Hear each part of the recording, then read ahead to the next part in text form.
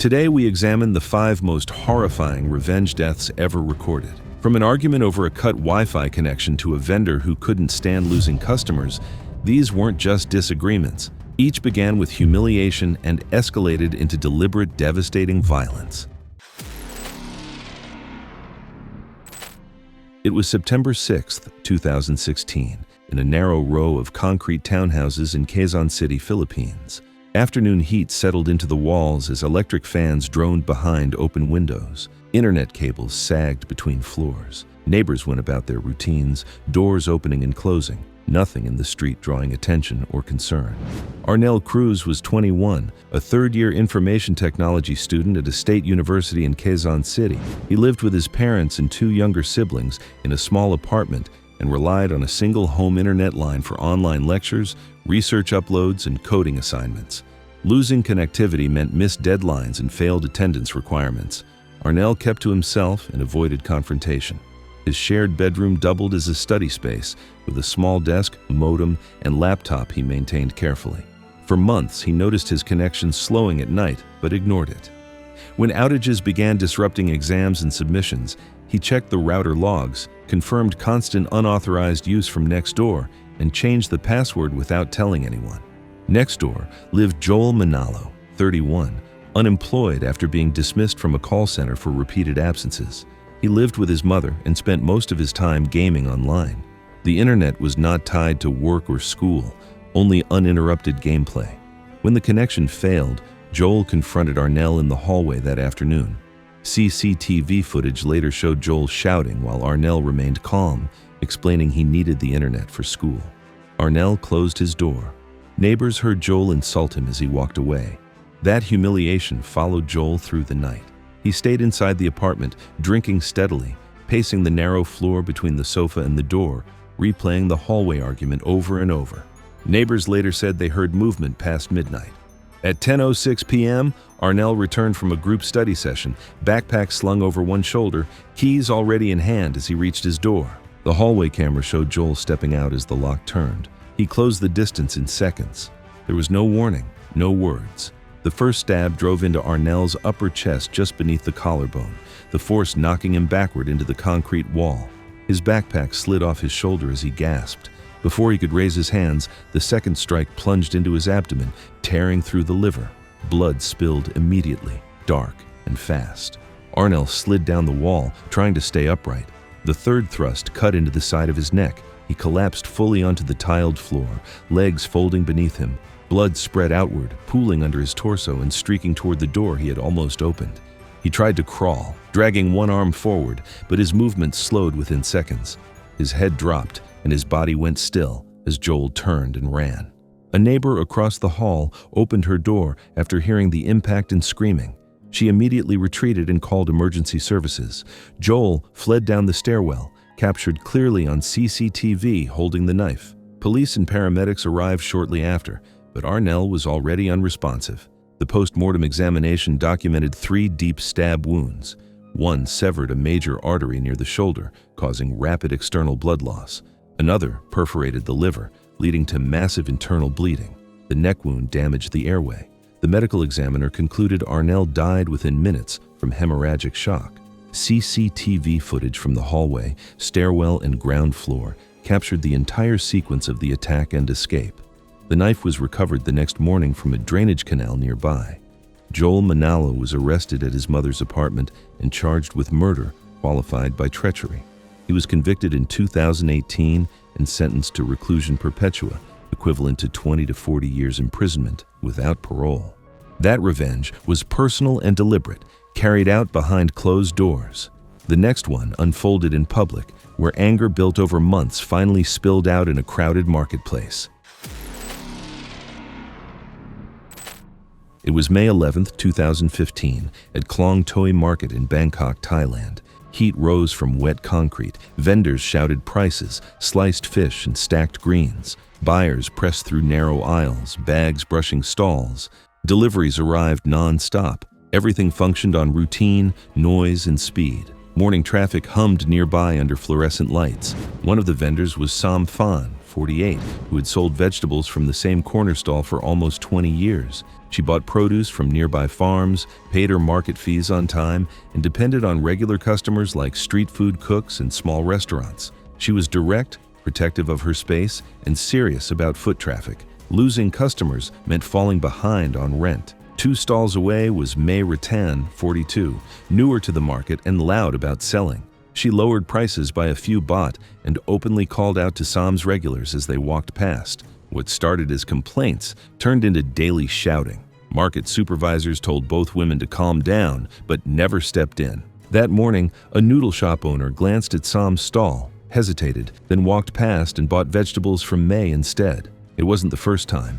Vendors nearby heard May call out prices louder than usual, clearly aiming at Sam's regulars. Sam went still, jaw tight, then slammed her metal scale onto the table hard enough to rattle nearby produce. Customers stepped back. She accused May of stealing buyers and undercutting on purpose. May shouted back, saying customers could choose whoever they wanted. The argument grew louder as Sam pushed through the aisle toward the shared wash area behind the stalls. She was no longer trying to sell, only to confront. May followed closely, still yelling, refusing to drop it. Other vendors avoided getting involved, pretending to work. The narrow corridor behind the stalls was wet and cramped, crowded with plastic crates, tangled hoses, and open buckets of cleaning chemicals everyone used, leaving little room to move or calm down. CCTV later showed May reaching for a wide plastic basin filled with a strong cleaning solution meant for scrubbing vegetable boxes. As Sam turned back to face her, the argument escalated. May stepped forward and drove the basin into Sam's upper body. The liquid surged upward, splashing directly into Sam's face, eyes, and chest. The chemical soaked into her skin instantly. Sam screamed and dropped her hands to her eyes, clawing at them as the burning intensified.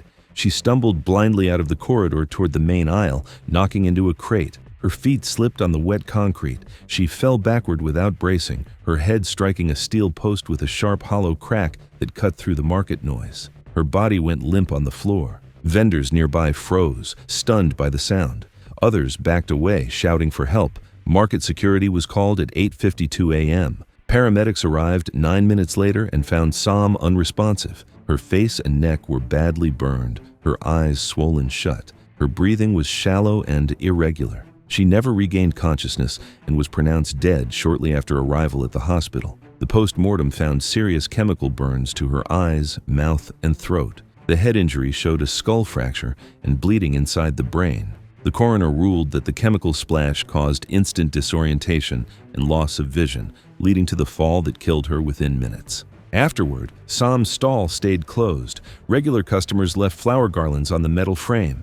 May was arrested after vendors testified and CCTV confirmed the shove. She was charged with assault, resulting in death, and later sentenced to 18 years in prison. Market officials banned strong cleaning chemicals and reassigned stalls. The second case was fueled by public confrontation and impulse. The next took place in a controlled gym where a single decision quietly removed the protection everyone relied on.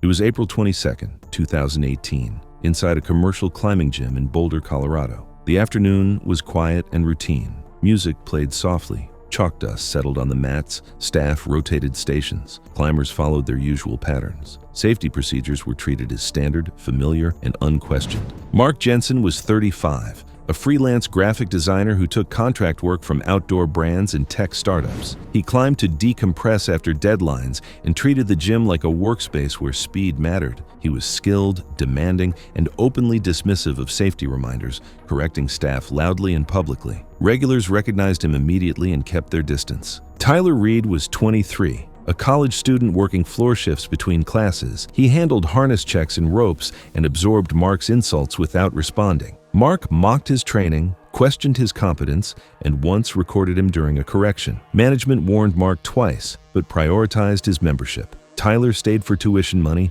logging hours carefully and saying nothing. That Sunday afternoon, Mark arrived, insisting on a fast lead climb despite reduced staffing. A route had been reset overnight and was longer and steeper than usual. A posted notice required assisted belays only. Tyler volunteered to belay. Gym cameras later showed him threading the assisted braking device correctly, then deliberately holding the cam disengaged before clipping it to his harness. Mark ignored the posted notice, clipped in, and stepped onto the wall without a partner check. From the floor, nothing looked wrong. The belay device sat in place, and the rope fed cleanly as if properly set. Music continued playing overhead. Chalk hung in the air as Tyler paid rope out smoothly, his hands steady, his stance squared. Nearby climbers glanced over, saw nothing alarming, and went back to their routes. About halfway up, Mark rushed a sequence, skipping a foothold to save time. His shoes skidded on polished holds worn smooth by years of use. He laughed, shook it off, and kept moving, climbing higher until he was nearly 40 feet above the mat. Below him, Tyler shifted his feet and leaned back slightly, but the rope never caught.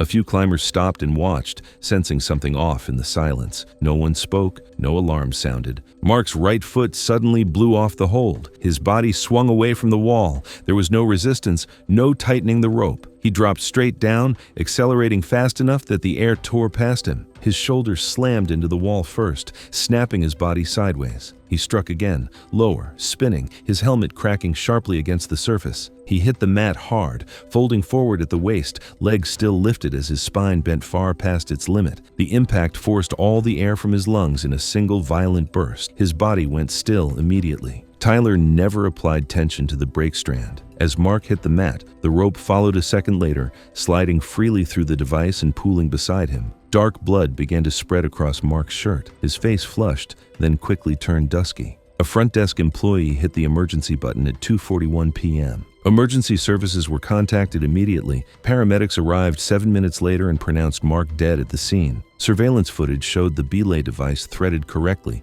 with the cam deliberately prevented from engaging. Investigators confirmed the route height, fall distance, and mat placement. The equipment functioned as designed, and the failure was determined to be intentional. The coroner determined Mark died within seconds. The fall ruptured his liver and spleen, causing massive internal bleeding. His spine sustained fatal flexion injuries. There was no chance of resuscitation. The cause of death was blunt force trauma from an uncontrolled fall. The gym closed for 3 days. Tyler confessed after reenactment tests proved the belay could not fail accidentally. He was charged with second-degree murder and sentenced to 30 years in Colorado State Prison. Mark's client deadlines went unanswered, and the death was recorded as a workplace homicide in Boulder County court records. Mark fell because someone below him decided the rules no longer applied. The next death didn't happen on solid ground. It unfolded underwater, where trust between two people became the difference between survival and a fatal mistake. If you've made it this far, subscribe. These aren't accidents. They're the moments where small grudges are allowed to grow until someone decides to act, and no one steps in to stop it. It was June 9, 2017, off the coast of Key Largo, Florida. Conditions were ideal. The water was clear, the current mild, and the dive routine. Equipment checks were completed, regulators tested, and partners paired. Everything proceeded according to plan, with no visible signs of error or concern. That morning, Nathan Cole, 29, prepared for the dive. He was an information systems analyst for a regional healthcare network in Orlando.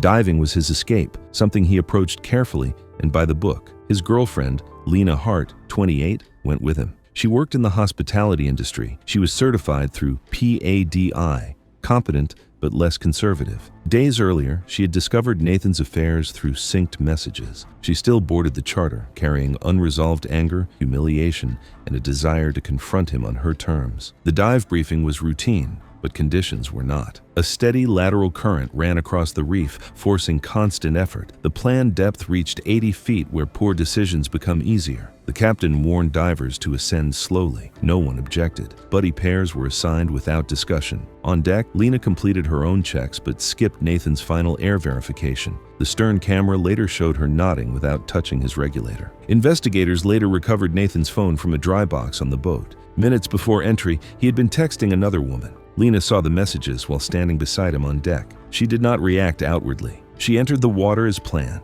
They descended along the mooring line and leveled off at depth. Visibility was clear, and the current was persistent. Nathan signaled okay. Lena stayed close. Dive computer data later showed her air supply remained full and stable throughout. At 80 feet, Lena reached forward and disconnected Nathan's low-pressure inflator hose, the quick-release line that controlled his buoyancy. She gestured toward his equipment, palm up, signaling a problem. When he attempted to inflate his buoyancy compensator, nothing happened. His body jolted. He reached for her alternate air source. She pulled it away and kicked backward, widening the distance between them. Nathan's breathing spiked. Panic set in. Unable to control his buoyancy and panicking, he kicked upward instead of stabilizing on the line. As he ascended too fast, pressure inside his lungs expanded violently. Witness divers saw him clutch his chest as pink foam burst from his mouth and streamed into the water. At around 30 feet, his body convulsed. Blood bubbled from his nose and lips. He lost control, rolled onto his side, and continued rising. 2 divers tried to intercept him, but were swept off by the current. Nathan broke the surface unconscious, face down beside the boat. A deckhand pulled him aboard as the captain radioed emergency services. Rescue breathing began immediately. Paramedics arrived 22 minutes later and pronounced him dead on scene.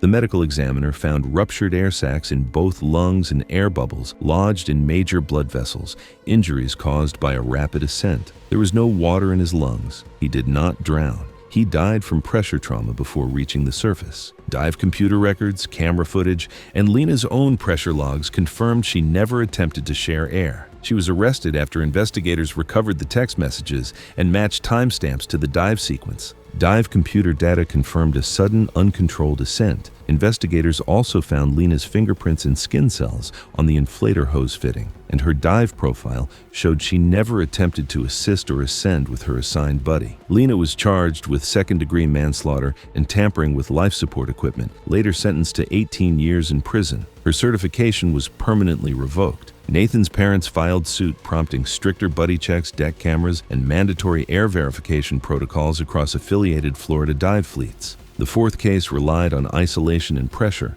The final case used heavy machinery, prior warnings, and a failure that was built in long before the moment it turned deadly.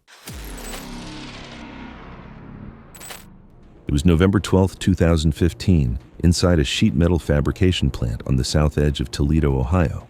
The morning shift started routinely. Machines cycled, supervisors gathered staff, and a safety demonstration was scheduled to address a labor dispute during regular operations. Ronald Pierce was 44, a production supervisor who rose through the ranks rather than through college. He managed output schedules, enforced quotas, and cultivated fear as efficiency. Co-workers described him as precise, confrontational, and publicly dismissive of complaints. He believed safety guards slowed production and framed injuries as personal failures. His authority came from experience, not trust, reinforced by management bonuses tied to uninterrupted production weeks. He rarely documented warnings and routinely pressured subordinates to improvise around disabled safeguards to meet deadlines during inspection gap periods. Evan Brooks, 33, worked the same presses for 11 years and knew their sounds and limits. He reported repeated near misses to OSHA after a co-worker lost 2 fingers. The report threatened a shutdown. Ronald denied Evan severance and labeled him unreliable. Evan stayed on during his final notice period to train replacements, memorizing circuits, relays, and how neglect hid behind normal operation. He understood hydraulic timing and the emergency stop relay well enough to change behavior without leaving visible damage during routine morning maintenance checks before inspectors arrived late that day, eventually. That morning, Ronald ordered a live demonstration to prove the guards were unnecessary to visiting managers. The hydraulic press handled thick steel panels and cycled with enough force to shear bone. OSHA warnings were pending, and a cold rain had slowed deliveries, increasing pressure to appear compliant. Evan was instructed to operate the controls while Ronald positioned himself beside the die. No lockout procedures were followed. Several workers expressed concern but were told to watch quietly and learn.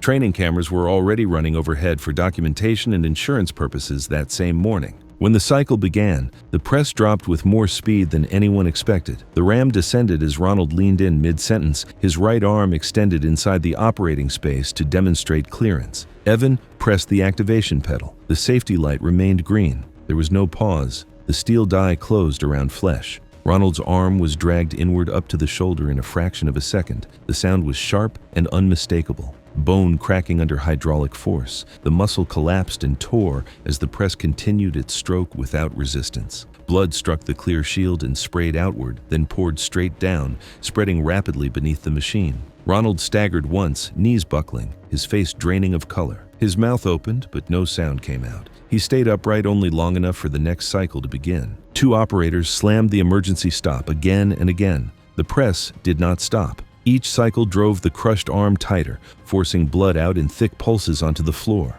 Ronald collapsed sideways against the frame, consciousness fading as shock set in. When the power was finally cut, his arm was no longer intact, and the bleeding had already overwhelmed his circulation. The training camera recorded everything without interruption: the descent, the compression, the repeated cycles, and the moment Ronald stopped moving. By the time the machine went silent, his body lay still beneath it, blood pooled wide across the concrete, internal failure already irreversible before anyone could reach him. The coroner reported massive crush trauma to the right arm, complete bone fragmentation, and catastrophic blood loss. Internal organs showed a shock response. Death occurred within minutes despite intervention. Machine logs confirmed the emergency stop relay had been deliberately bypassed, preventing it from interrupting the cycle. The injury was immediately unsurvivable without rapid surgical control. Autopsy photographs documented tissue destruction consistent with hydraulic force, and no evidence of defensive movement after initial compression occurred inside the press. The plant was shut down permanently within 48 hours. OSHA cited multiple violations tied to prior complaints. Workers were laid off without severance. Ronald's management bonuses were revoked posthumously, and the company dissolved its regional operations by year's end under mounting legal pressure. Evan Brooks remained on site and was interviewed along with other employees. He was arrested 3 months later after forensic electrical analysis identified unauthorized jumper wiring inside the press control system. He was charged with aggravated murder and workplace sabotage, convicted in 2017, and sentenced to 30 years to life in prison. The training footage remains in use nationwide as a fatal retaliation case study. Thank you for watching. If you like this video, click here for more.